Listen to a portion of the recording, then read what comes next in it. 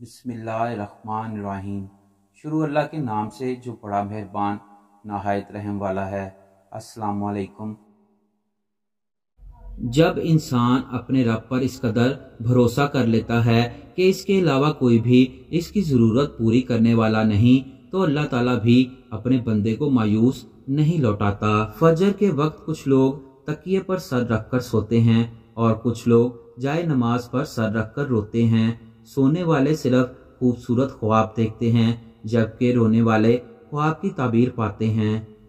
مقدر اتنی بار بدلتا ہے جتنی بار بندہ اللہ تعالیٰ سے رجوع کرتا ہے۔